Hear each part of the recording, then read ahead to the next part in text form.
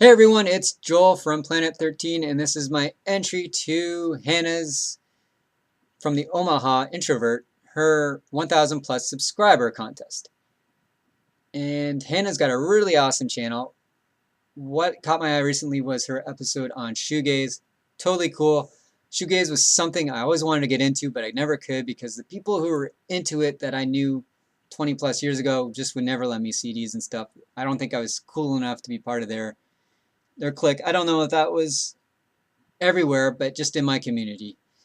I liked dumb music at the time, I guess. I liked Pantera, I liked grunge, I liked metal and stuff, and they just would never let me anything.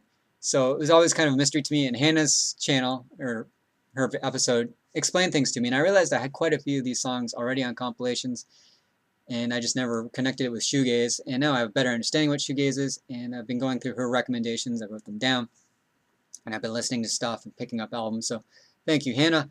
She's got other great videos too, weekly videos where she's revealing packages she's got in the mail or vinyl she's picked up. Really cool station. One that popped up early in my feed. I've only been part of the vinyl community for maybe 3 months now, and hers was one of the first channels I saw because I think we share some similar interests. So I'd be YouTubing videos, and I saw her video at one point. I think with the Sonic Youth album cover or something, and I was like, oh yeah, I'm gonna check this out, and I was not disappointed. So thank you, Hannah. Keep up the great work, and here's to more subscribers and more views and more community interaction. So first question of Hannah's is top favorite 3 female singers that might deserve more recognition, or just 3 female singers or vocalists or musicians or artists, whatever that you want to talk about. So my number 1 is a bizarre one. Not bizarre in who she is, just how I discovered her. So I discovered this artist when I had the flu when I was like 6 years old. And I'm going to show a clip below, and I'm just going to talk over it. So yeah, this is Mama Cass from the Mamas and Papas. And for 2, maybe 3 decades, I thought this was a dream, this where she's dressed up as a witch singing. I saw this as a kid again, as when I had the flu. So when I had the flu, my mom would sneak this TV into my room, and I'd watch it. But you know, I'd have a fever, and I'd be so exhausted, I'd be tired, and I'd be like passing in and out of consciousness, sweating, night sweats. When you got the flu, you're kind of sick, right? And because of the state I was in, I think I woke up, I flipped on the channel, and you'd watch TV that you wouldn't normally watch because normally you'd be at school, right? And this came on, and it just blew my mind. I thought for decades that I dreamed this, and until I discovered YouTube, I realized this was a real thing.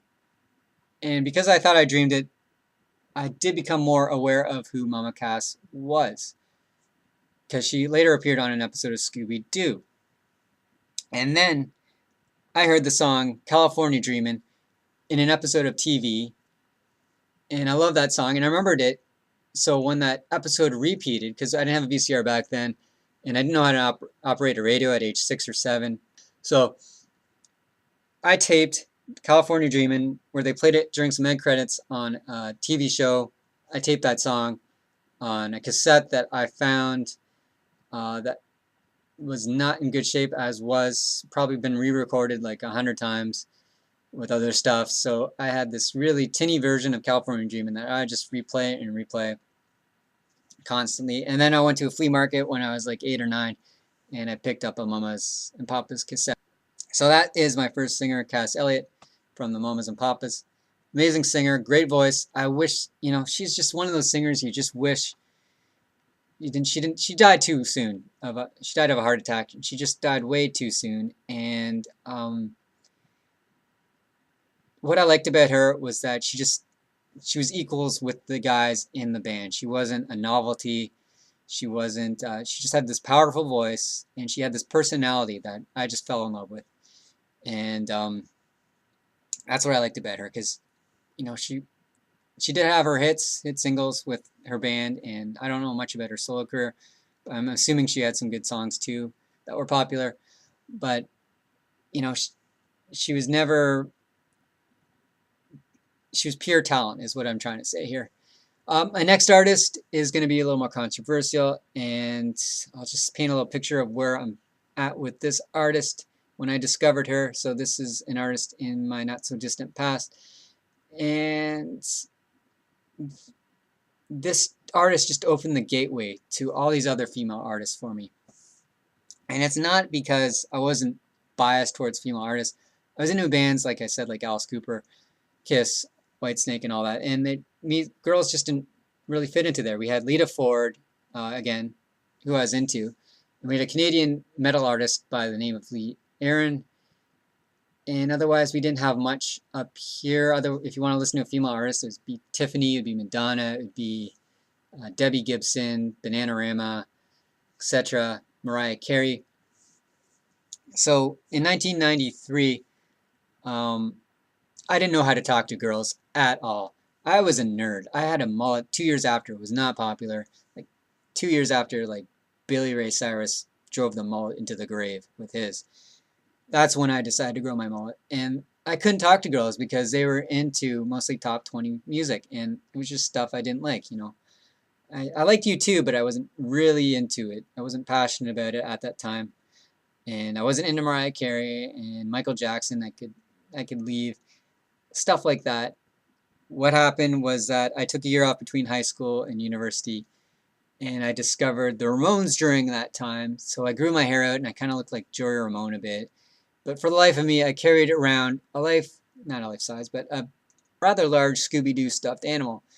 Picture right here. And this should have like been an anti-magnet. Like this should have drove away every girl. But when I went to university with this Scooby-Doo thing, girls, I guess I attracted a certain breed of girls that liked music that broadened my horizon.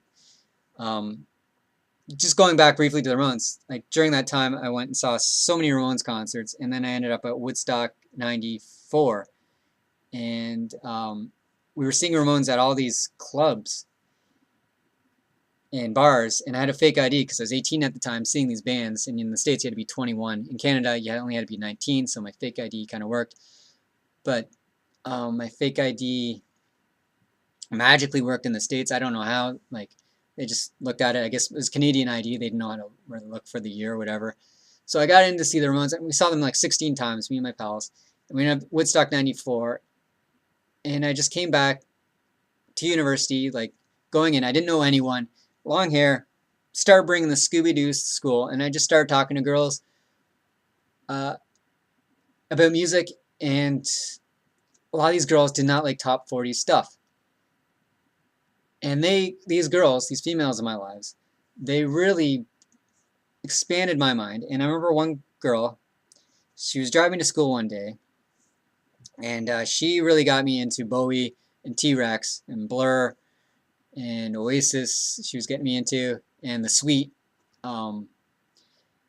We had the song that we just would play all the time. She'd come over to my house, we'd study, and then we'd constantly listen to the 16s, the song The 16s. We'd just replay it over and over instead of studying. We had to do calculus at the time. And she was driving me to school one day, and I heard this song, and I was like, what the hell is that? That's awesome. And she's like, isn't it? I was like, yeah. And she's like, I was like, who is that? And she's like, it's Hole. I'm like, who's Hole? She's like, it's Courtney Love. It's Cobain's not ex-wife, but, you know, Cobain had died at this point. Cobain's wife. I was like, this is awesome. And she's like, yeah. So, my second artist is Courtney Love. I think she deserves more recognition because, yeah, she had this bitchy kind of personality, but she really opened the floodgates in my mind for a lot of bands like L7 and a few others out there. One being this album that she produced. She produced the Tank Girl album, and she included a lot of up-and-coming artists or her favorite artists. So we got Veruca Salt on here. If it wasn't for Courtney Love, I might not know about Veruca Salt. And she's got Bjork and Portishead and L7 and Belly, and also Joan Jett's on here singing with Paul Westerberg, and just a really cool album. Compilation. So she is my third artist, and for a more modern artist, I'm gonna have to go with Lzzy Hale. So my third artist is Lzzy Hale from Halestorm. This is a singer. She's going out there. She's doing a lot of covers with her band. I wouldn't say her band, but you know, Halestorm is her plus her brother and two other artists. But she's the front woman, and she gets a lot of the media attention. But she is doing a lot of cool stuff, or this band's doing a lot of cool stuff. They do a lot of covers, and they do covers you don't normally hear. So she does AC/DC, Shoot to Thrill, and then she does she did a duet with Tom Kiefer from Cinderella, Nobody's Fool, and she did Lady Gaga's Bad Romance, and she did Skid Row, and she's done. They do a lot of stuff. She does Judas Priest, Whitesnake, doing a lot of 80s stuff, 90s stuff, modern stuff too. She did a Pharrell song, I believe, Get Lucky. Just real cool band. And I don't know, for the life of me, I can't figure out why they're not more popular. They're just doing mostly doing theaters and clubs and stuff. And if this was a band that came out even in the late 90s, they would be, I think, mega popular. So, two subgenres of music. I'm going to cheat a little, and I'm going to talk about another female artist. So, my first subgenre is Canadian alt rock. So, we have Biff Naked here. She is this Vancouver, I think she's living in Toronto now, but she was from Vancouver. Interesting past, interesting singer. I guess her most popular music is kind of punky, early 2000s, late 90s kind of punk, happy punk, I guess. You know, Blink 182-ish, with a female spin. Really interesting artist, though. I think she's a little darker than that. I think she went punkier because she's kind of inspired by bands like DOA from Vancouver and stuff. And she's this weird genre that Americans don't really know about, but it's Canadian music. We have something called CamCon in Canada where we have to play like 15% or 25% of a radio has to be Canadian artists. So Biff Naked got a lot of attention up here.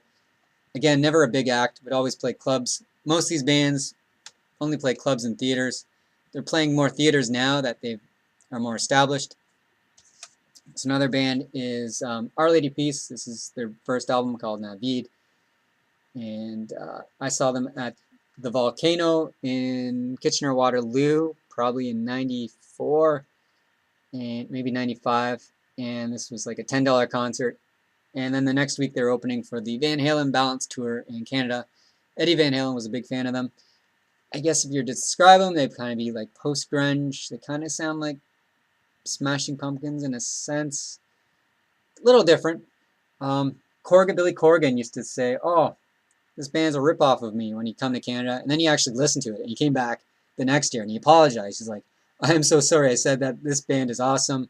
And he opened for them. He did some tours with them called the Somersault. And he'd opened for Our Lady Peace. And they had Dave Grohl from the Foo Fighters was opening for them too. So they were pretty high profile in Canada. They're still putting out albums.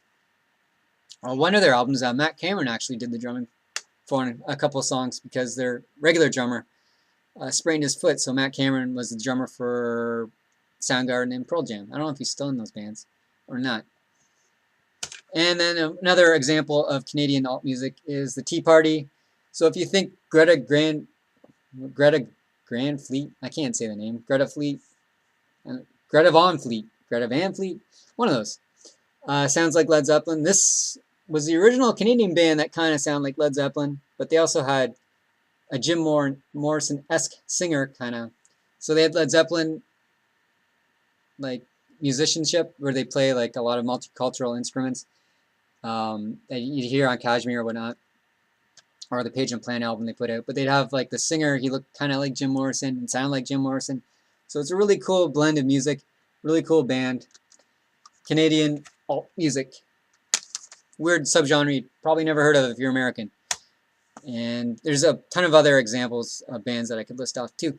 Second subgenre of music is Hot Topic favorite, the Misfits, where I'm wearing a t-shirt that I bought at Hot Topic.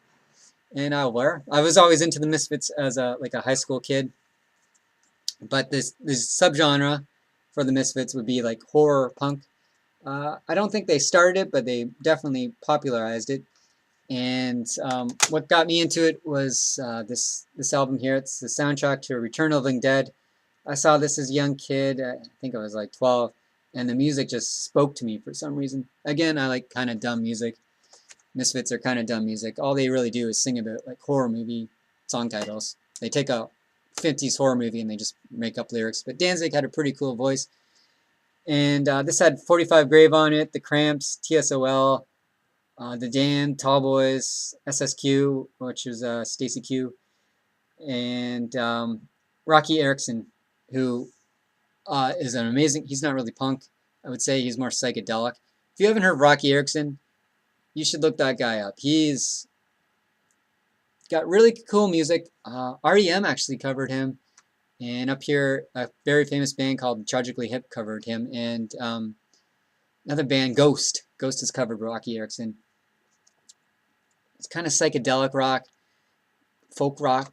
Just really weird. He's got schizophrenia, I believe, or something's going on. He's got mental issues. He's in a mental institution for a while. But just really an artist I think deserves more recognition. But my subgenre would be horror punk. And final question was, what musical like hardware or device or medium do you want to discuss? And you know, it could be speakers or your record player or whatnot. And mine, I don't know if this is cheating or not, but it would have to be YouTube. Much like you, Hanna, like I went through a drought of music and I fell in love with it because of the vinyl community, because of videos like that you put out. I fell back in love with music. We don't really actually have a conversation, but listening to you and other people talk, it's like going back 25 years during my prime music discovery phase, like 93, 94, 95, 96.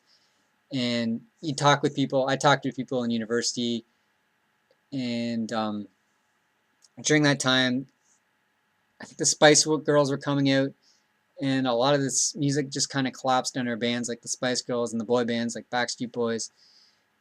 And I think that's why we kind of fell out of love with that stuff, because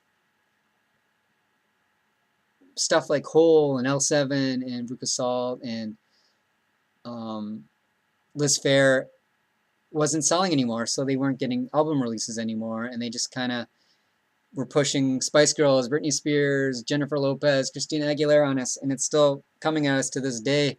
You know, that just never died off. The girl band or boy band kind of never died off. So a lot of the stuff we talk about is vintage artists from the 80s, 90s, which are making comebacks. And we're rediscovering albums, and we're listing albums that we never gave the time of day. Maybe from the 70s, because we just didn't have access to it with, you know, we didn't have YouTube back then. If you wanted to hear something, someone would have to make you a mixtape.